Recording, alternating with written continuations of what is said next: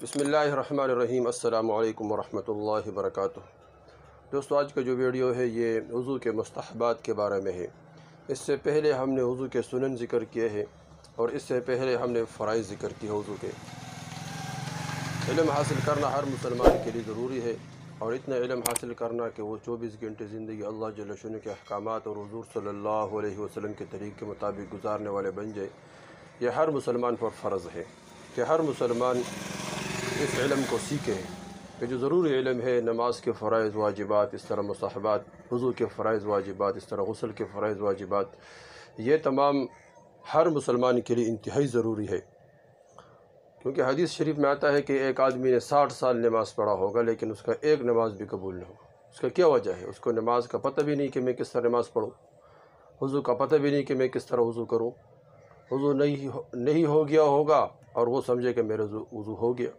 تو اس طرح دوستو یہ سیکھنا بہت ضروری ہے، ہم اس سے بہت غافل ہیں۔ اس غفلت کو دور کرنے کے لیے ہم نے یہ ترتیب بنائے ہے کہ کچھ مسائل کو بھی ساتھ ساتھ ان وظائف کے ساتھ بیان کریں گے۔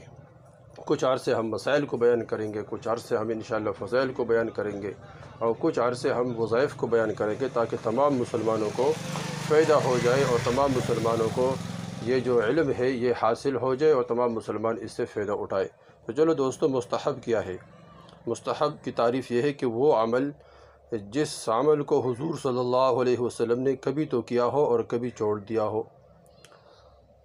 وہ عمل جو حضور صلی اللہ علیہ وسلم نے کبھی تو کیا ہو اور کبھی چھوڑ دیا ہو، اور بزرگان دین نے اس کو اختیار کر لیا ہو۔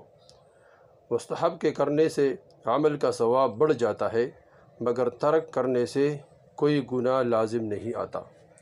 مستحب کے کرنے سے تو عمل بڑھ جاتا ہے، لیکن نہ کرنے سے انسان گناہگار نہیں ہوتا۔ لیکن یاد رکھنا کہ جو آدمی مستحبات کو چھوڑے گا یا سنن کو چھوڑے گا فرائض کو چھوڑے گا، تو اس طرح اللہ جل شانہ کے سامنے جو عمل پیش کرنا ہے یہ خوبصورت سے خوبصورت تر پیش کرے ہم اللہ جل شانہ کے سامنے، تو اللہ جل شانہ اس سے بہت زیادہ خوش ہوتے ہیں۔ اس طرح کوئی مہمان آ جائے، اس کے سامنے ہم کوئی چیز رکھتے ہیں تو وہ مختصر سا پلیٹ، مختصر سا گلاس میں بھی، آپ گلاس میں بھی پیش کر سکتے ہیں، لیکن وہ مہمان خاص ہو تو ہم اس کے لیے خاص چیزوں کو، خاص برتنوں کو اور اس طرح خاص گلاسوں کو، خاص چیزوں کے بندوبست کرتے ہیں تاکہ ہم اس کے سامنے پیش کریں، وہ خوش ہو جاتے اس سے۔ تو اس طرح ہم مستحبات کو اختیار کرنے سے یہ تمام اعمال مزین ہو جاتے ہیں۔ تو کون سے مستحبات ہے وضو میں دوستو 5 مستحبات ہے۔ سب سے پہلے مستحب یہ ہے کہ دائیں طرف سے شروع کرنا، دائیں ہاتھ، اس طرح دائیں پاؤں، دائیں طرف سے شروع کرنا۔ اور دوسرا مستحب یہ ہے کہ گردن کا مسح کرنا، یہ جو کانوں کے نیچے جگہ ہے یہی گردن ہے، اس کا مسح کرنا۔ اور تیسرا چیز یہ کہ وضو کے کام کو خود کرنا، دوسرے سے مدد نہ لینا۔ اگر کوئی آدمی بیمار ہو تو بیمار کے لیے پھر اجازت ہے، بیمار نہ ہو تو وضو کا کام خود کرنا چاہیے، دوسرے سے مدد نہیں لینا چاہیے۔